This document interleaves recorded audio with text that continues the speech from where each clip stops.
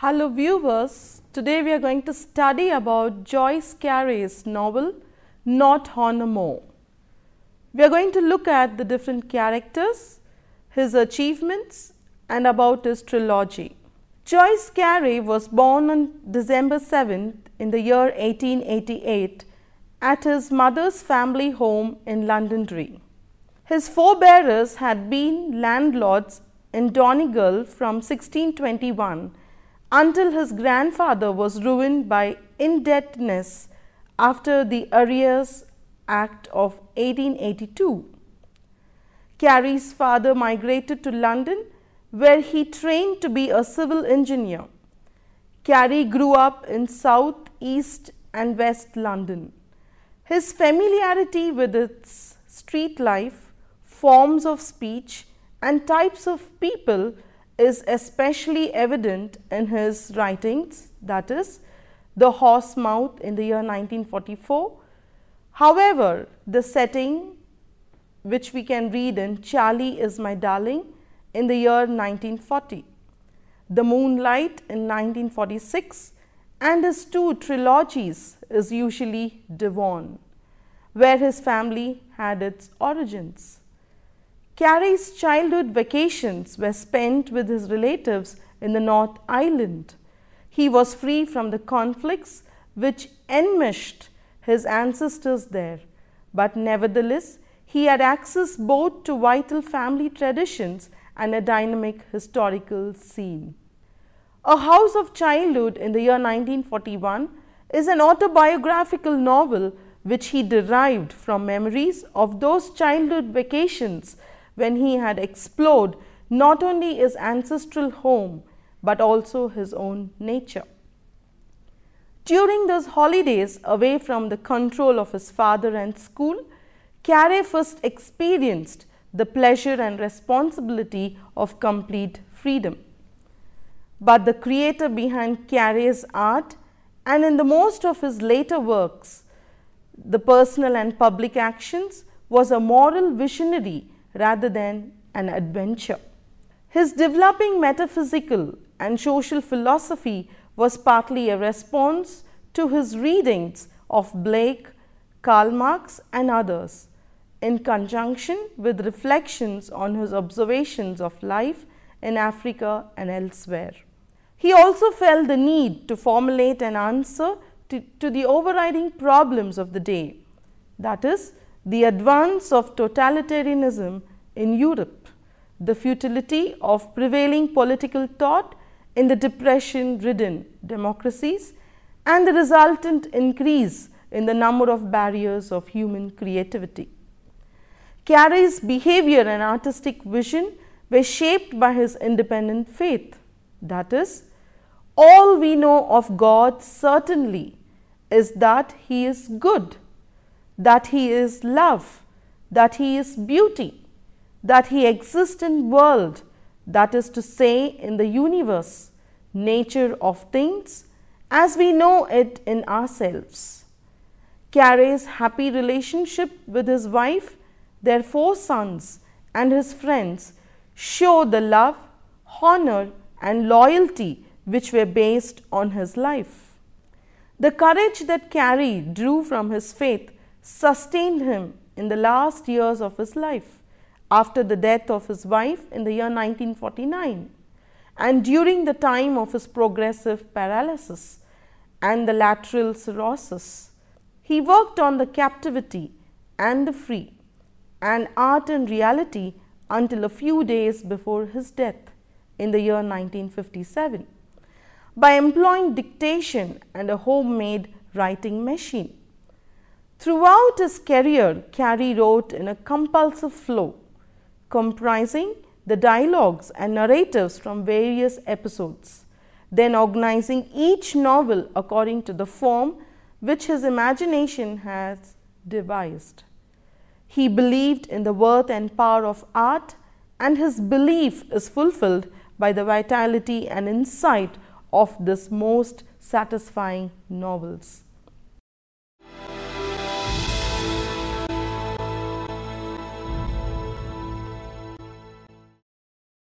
Carey's political trilogy, that is Prison of Grace in the year 1952, Accept the Lord in the year 1953, and Not Honor More in the year 1955, spans the history of England between the 1860s and the aftermath of 1926 general strike. Carey had previously failed in his chronicles, that is Castle Corner in the year 1938 and A Fearful Joy in the year 1949 to transmute the public and private life of modern British history into art. Carey recognized the dangers of oppression and violence in modern politics and also in his political experience. Although Carey does not draw a close documentary connection between, for example, his characterization of Chester Nimmo and the life of Lloyd George, the realism of the trilogy is parallel with an actual political history. The novel in Carey's second trilogy are again narrated respectively by the three main characters, though their lives are more interlinked than the main characters are in the first trilogy. Carey extends his form of trilogy by experimenting with new techniques in order to convey Nina's qualifying memories in the Prison of Grace and to suggest the police woman's transcriptions of Jim Latter's oral report in Not Honor More. Not Honor More in the year 1955 is in the form of a police woman's record of murder. The account contains Latter's 11th hour explanation and self-justification, which suggests the various strains and motives in his personality. The action of this novel is mainly the public and private responses of Chester Nimmo, Nina and Jim. Latter to the general strike of 1926, and the setting is Carey's imaginary Tarbetian Queensport area in Devon. This last completed novel by Carey relates to his first novels, which are set in Africa. In Nigeria, Jim Latter had been a pagan man, a district officer who had protected his tribe, the Lugas, from material and political and social change. Nimmo and Latter's own family had exiled him there because of his sexual and financial faults, as Nina explains in Prison of Grace. However, Latter had made the Lugas the main concern of his life. Psychologically, Luga lands, unlike modern England, gave Latter a change to feel as if he were a traditional gentleman, a respected and dignified squire protecting his people against exploitation and change. Carey controls our response to Latter's narration by variations of expressions. When Latter states facts and judgments which are reliable, he speaks with a restrained and often abbreviated expression, and Carey corroborates a few of these terse passages by similar informations in the other two novels of the trilogy. But when Latter is deceiving himself and trying to deceive posterity, his expression is inflated. At the beginning of the novel, Latter becomes repetitively insistent that he had always trusted his wife Nina and that honor compelled him to try to shoot Lord Nimmo for interfering with her. I say, he spent his life destroying the country and selling the people. I say, he corrupted everything and everybody that came near him and stole this woman, my wife, from me when she was little more than a child, and set to work to destroy her body and soul. I say it that Nimmo's gang, who have destroyed all truth and honor in the country, including the sanctity of the home and marriage, so that it is nothing but a jobber's match of gimme. And what do I get out of it? That's why I say I meant to kill this old evil man.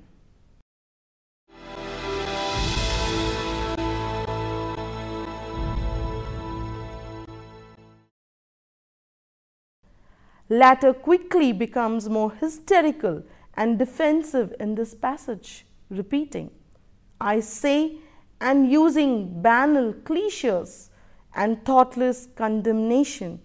Carey intends this mode of expression to be ironic, partly because in the other words or other novels of his trilogy, he convincingly presents some sympathetic aspect of Nemo's character and political involvements.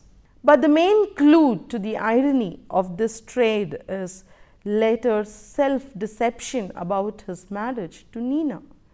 In Prison of Grace, Latter not only helped Top break up Nemo's marriage to her, but he had sexual relationships which he repeatedly before doing that is before his marriage, and becomes father to both Nemo's children. Latter claims to uphold traditional truth and honor against the lies and corruption of politicians such as Nemo and thus Grotesque. In fact, he hated egalitarians such as Nemo because they were altering the traditional and social hierarchy and thus the social basis of the psychological well-being society. Through his effective juxtaposition of inflated and reliable passages, Carey reveals Latter's character and the political history of the times. With the thirst of mockery, which reflects his own bitterness and satirizes Chester's moral compromise, Jim later recalls how Nemo, while attempting a political comeback, had taken over the chairmanship of the emergency committee before the general strike.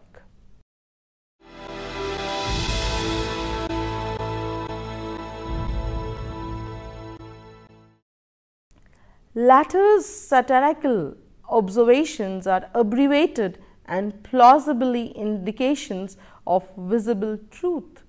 However, Nemo used the citizenarian, Nina and everyone else by offering them what they wanted, whether it was by offering them what they wanted, whether it was employment, government subsidies or reflected glory.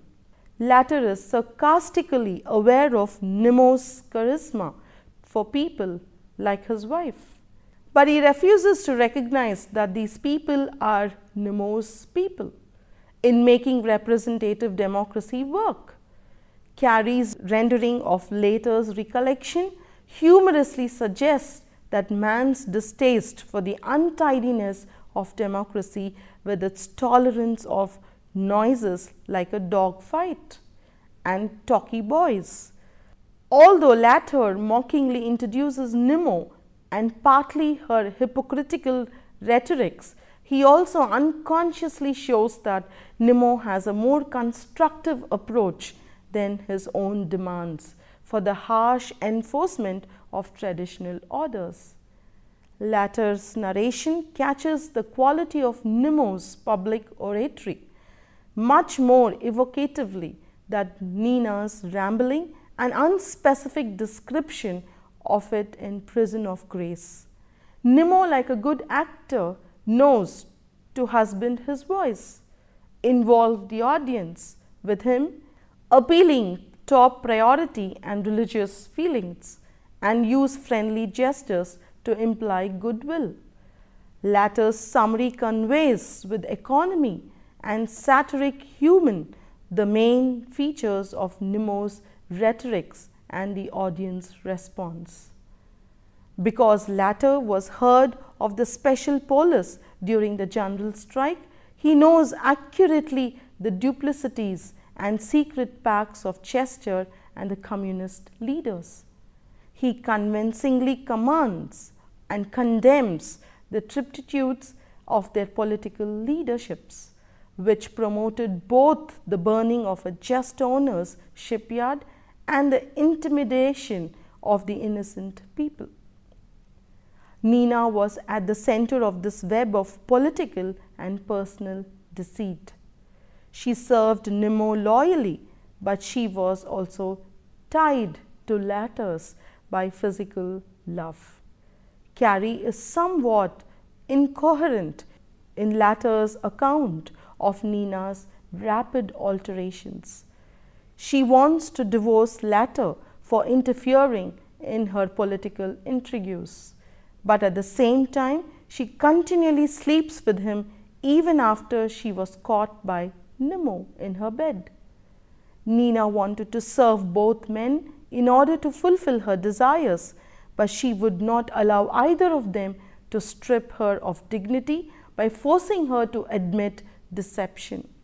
Because of her ambiguous needs, these two jealous, possessive men were bound to cause impossible strains in her personality, but she did not succeed, one in assisting Nemos to be a political power in the land, and she bore 3 children by later.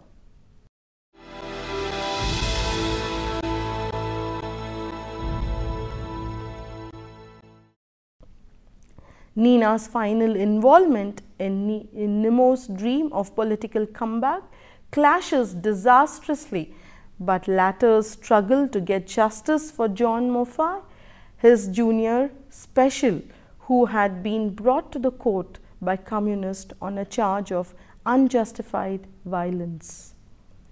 Carey shows Moffat's trial through the courtroom record and Latter's recollections. The communist witnesses perjure themselves. After the strike, the public also thought that Latter and his special were militaristically cranks rather than dutiful citizens who had saved Tarbetian and the Lidmoth from revolutionary violence. The communist lawyers confessed the evidence of Bell, the only honest witness, whom Nemo had earlier suppressed in order to conform to left-wing sentiments against police violence and to ensure his forthcoming opening with the Labour Party. Even after the court uncovered one of Nina's letters from Nemo about Bell, Nina refused to divulge the truth of Moffat, received a 3-year prison sentence. Latter is a Kiplingsky figure. He sympathizes with the brave, honest and beautiful underdogs who defend social institutions by their unpaid and unacknowledged efforts, but he scorns ordinary, undisciplined men. Sergeant Vainey, who was crippled for life in the communist, led violence at Porter's shipyard and Moffat, are subjects whom Latter can admit or admire and respond to with the same duty they show him. But Latter is intellectually and morally incapable of critically examining the social institutions which he upholds. This otherwise accomplished sentence or sections of novel is slightly marred by the narrative confusions about whether the Pimcom incident was on the 9th or the 10th of May. Latter's dramatic account of this episode is corroborated by the trial record of the contradictions must be, that is, Carey's lapse rather than a deliberate undermining of Latter's authoritativeness.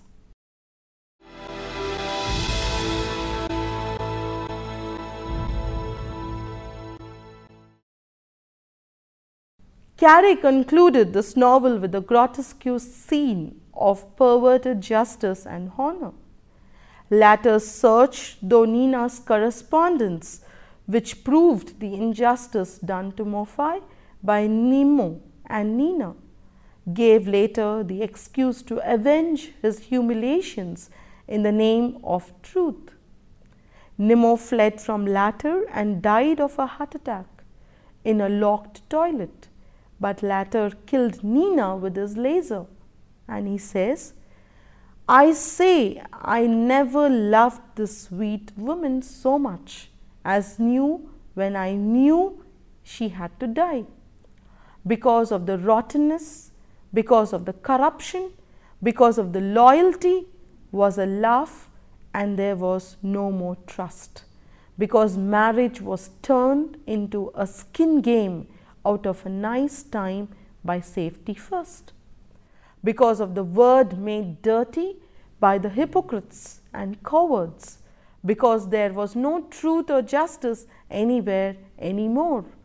Because of the gabbers and the tapeworms who were sucking the soul out of England.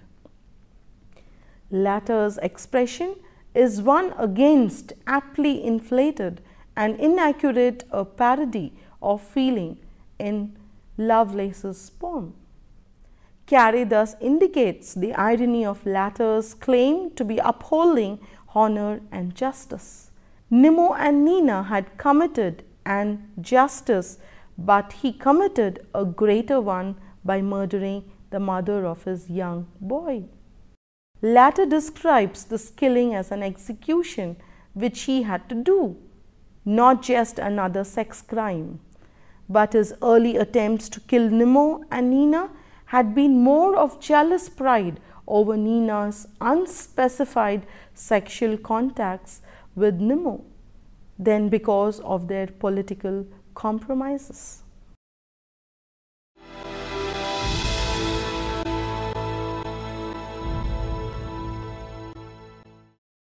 Carey's political trilogy is more independent in its realization of characters and themes than his Gully-Jimson's trilogy.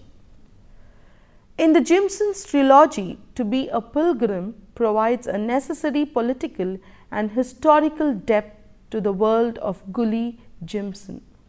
But Wiltshire's personal activities are also and almost completely separate from Jimson's actions. In the political trilogy, although Latter is not mentioned in Except the Lord, Nina, Chester Nimmo and Jim Latter are involved in many of the same personal and public events. The preceding discussions had indicated Carey's method of establishing the complex truth in his three narrations. Nina sees herself bound to the moral idealism and political career of Chester Nimmo, as well as to the physical love of Jim later. But many of her actions are ironically contrary to one or the other of these fidelities. In Except the Lord, Chester compulsively exaggerates praise of Nina's moral purity in an ironical preparation for the tragic climax of Not Honor More.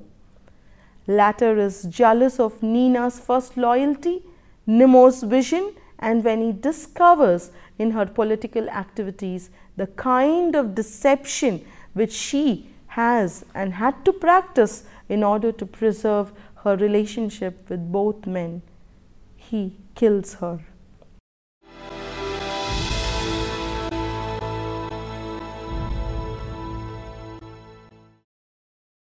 Carey's short stories, the posthumously published novel, and his occasionally pieces of expository prose contribute marginally to his achievement. The short story form, within its limited length, suited his skill in creating thirst comic sketches of character and setting. The most satisfying story in Spring Song and other short stories in the year 1960 were composed before the end of the Second World War, although not published in periodicals until later. Many of Carey's short stories are about children in relation to each other, to parents and old people, and to their domestic and natural surroundings. Carey developed Catherine Mousefield's techniques of unfolding the children's world through a few suggestive inside details. In short stories, a special occasion, growing up, a hot day, and New Boots he conveys with humor, economy and originality his young characters, perceptions and feelings.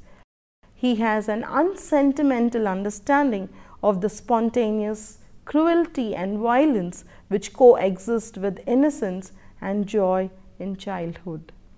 I hope you have enjoyed this session on Joyce Carey's trilogy, Not Honor More, the different characters, the political conditions and the social structure of the society. All the best for your future endeavors.